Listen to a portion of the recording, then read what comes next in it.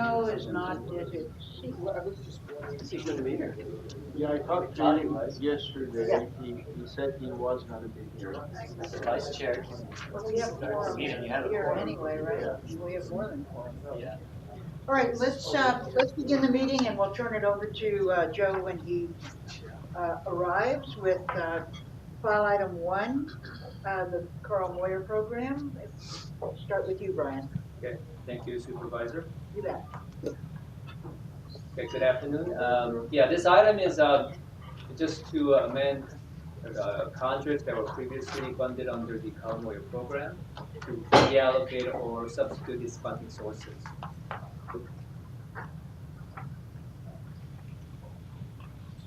Back in October of last year, the board awarded contract under the Year 18 Carl Moyer program for repowers and replacement of both on and off-road vehicles and engines.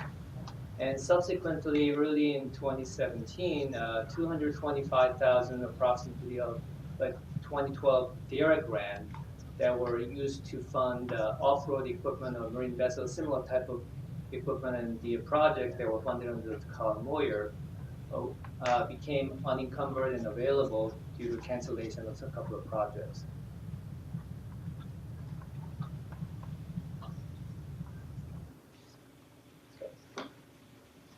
Given the need that this DARA grant that was recently unencumbered had to be spent by the end of 2017, the staff is proposing to amend the 2 of the Carl Moyer program project for the contract to substitute equal amount of the awards with the unencumbered DARA grant, specifically consisting of $43,000 of the $249,000 award for marine vessel repower and $181,000 of the $627,000 award for an agriculture equipment replacement, which is a compost turner, something like the wood, what you see in the slide on the lower right corner. And of course, the replaced CMP funds will be reallocated to fund other eligible projects of the Carl Moyer program. So the recommended action is to amend the following contracts to substitute the Carl Moyer funds with the DARA grant funds for the amount as specified in the slide. Thank you. Second. Been moved and seconded. Is there any public testimony before we vote on this? Any other comments or questions? Okay. Do we need a roll call, or can we just do it by first? We need a roll call because we have someone off-site. All right, there seems to be consensus that we need a roll call. Call the roll. Supervisor Kuehl, Aye. Mayor Pro Tem McCallum, Yes. Councilmember Mitchell, Yes. Councilmember Robinson, Aye. Supervisor Rutherford. Yes. Motion passes 5 ayes. All right. Then that item 1 is approved. Let's move to item 2, which also relates to contract. Welcome. Thank you, Supervisor. Good afternoon, Supervisor and members of the committee. My name is Adiwale Oshinaga. The item before you this afternoon is to execute contracts for secondary organic aerosol formation study, as well as amend technical assistance contracts for in-use emissions testing for heavy-duty vehicles.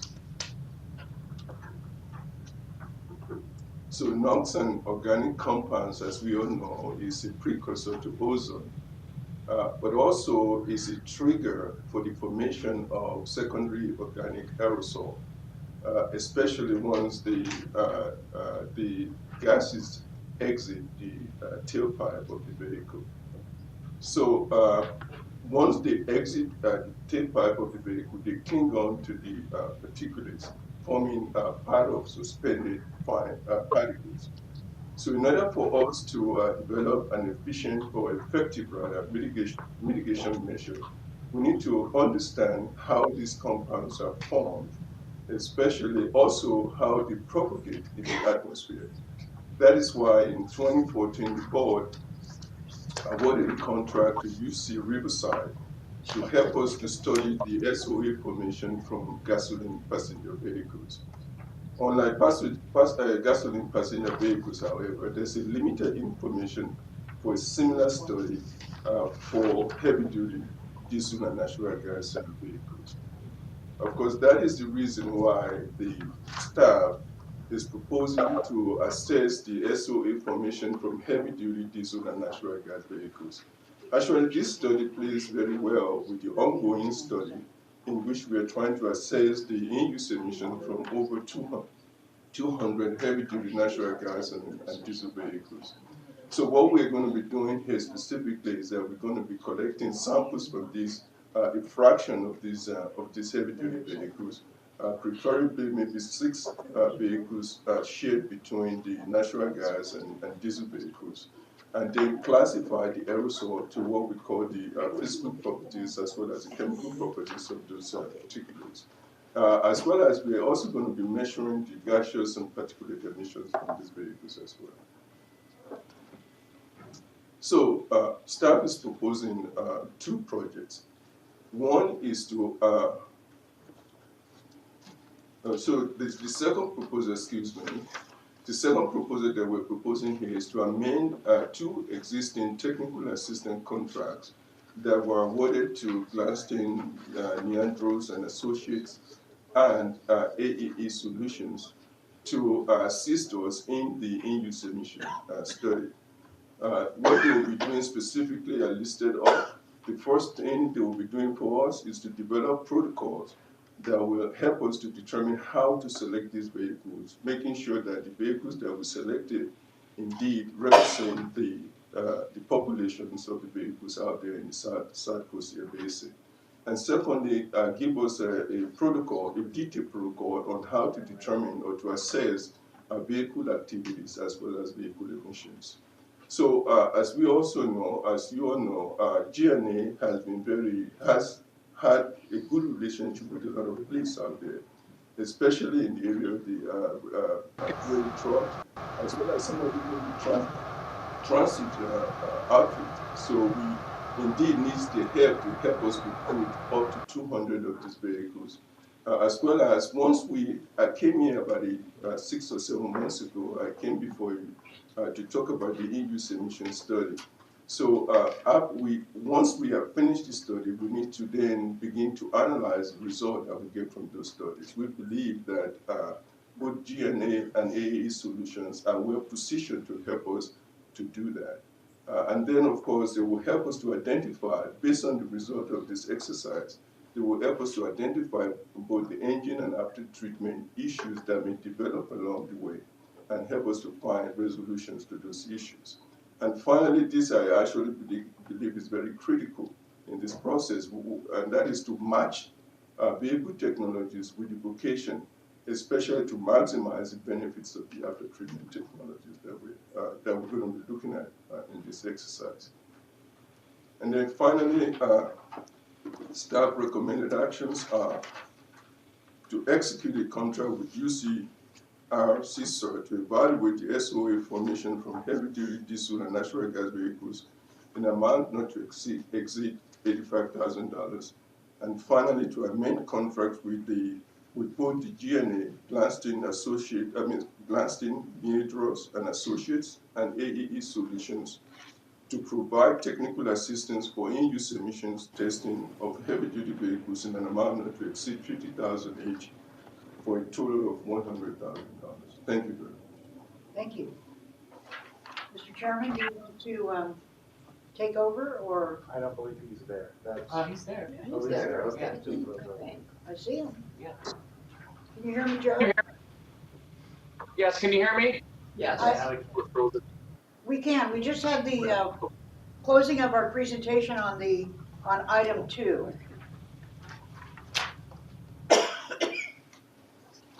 Okay, he's gone. We're having a little technical difficulty. So any questions or comments? Yes. Thank you, Chair. Mr. McCallum. How are you going to get these 200 standardized together?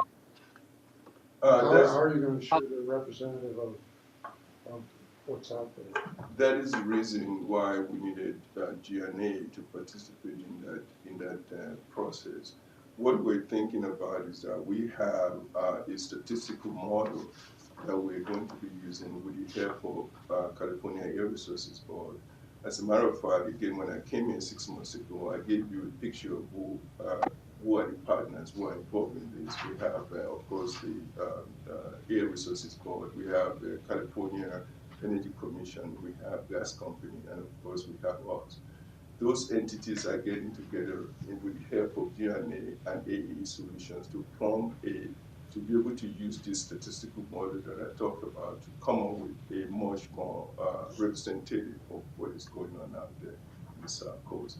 We are going to be focusing, as I said again before, that on heavy duty, mostly we're going to be doing a lot of dray trucks, evaluations, because we do have a lot of that here in the South Coast. We're also going to be looking at transit buses as well as school buses too. And what's their incentive to participate? Well, the incentive is that they want to know what kind of how their engine is performing. For example, Truck owner? Yes, sir. For example, one of the things that has happened so far is that back in 2010, you have all of these trucks, most of them having issue with the particular truck because they don't know how to use it. Well, one thing that we want to do here is to explain to them, or at least to show them that the technology now has progressed beyond that.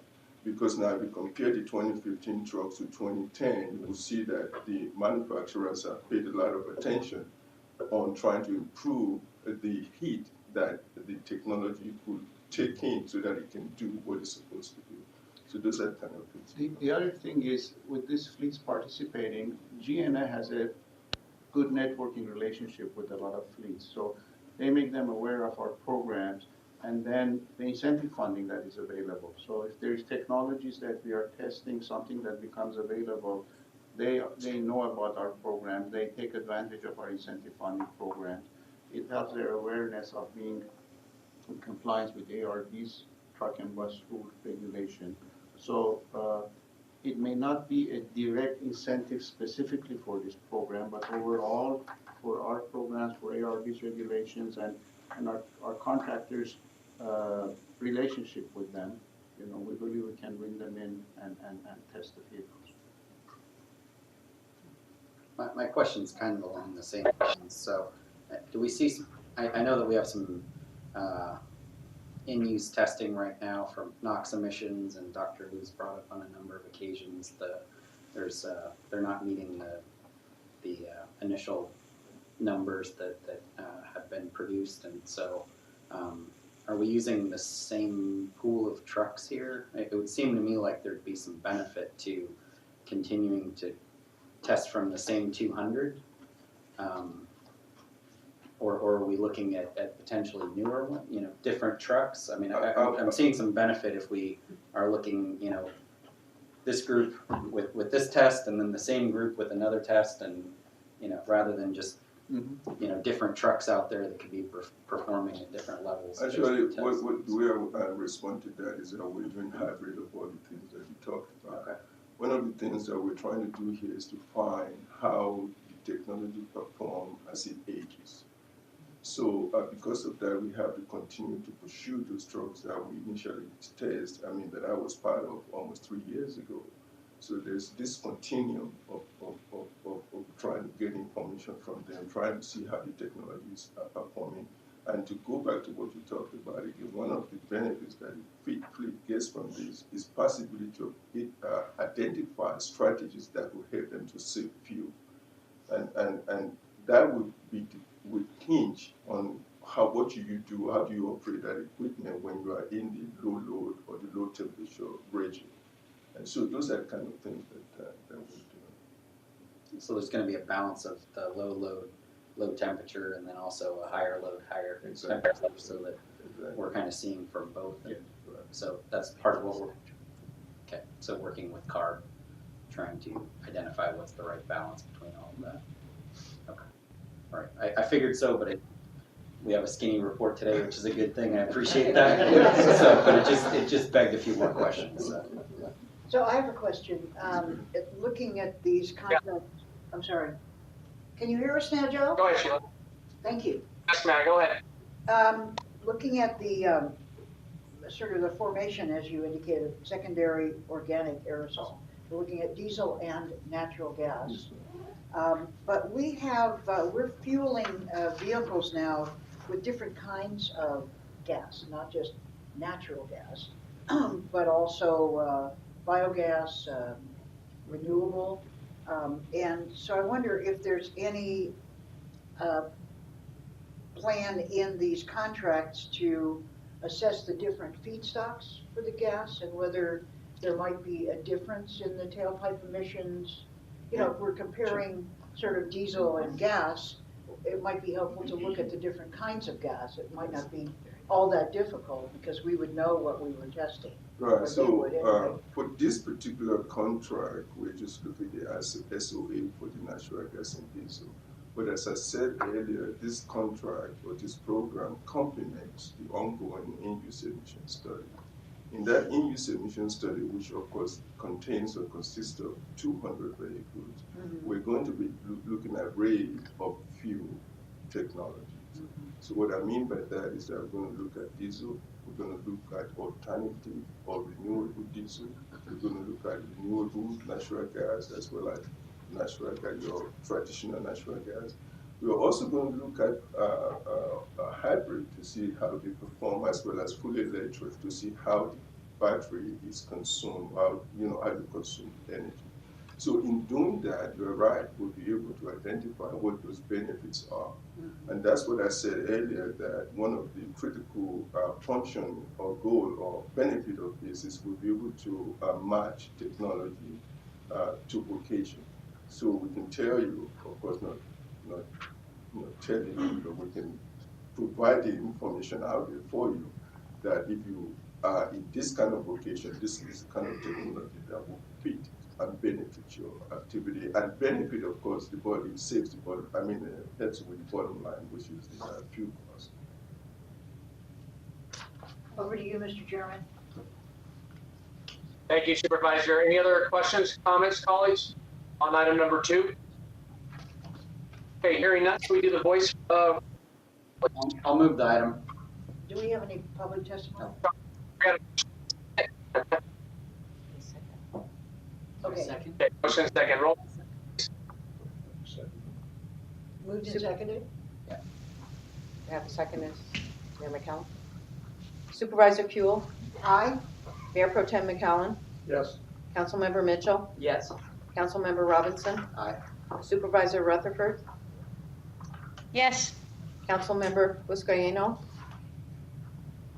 Yes. Motion passes 6 ayes. Thank you. Bless you.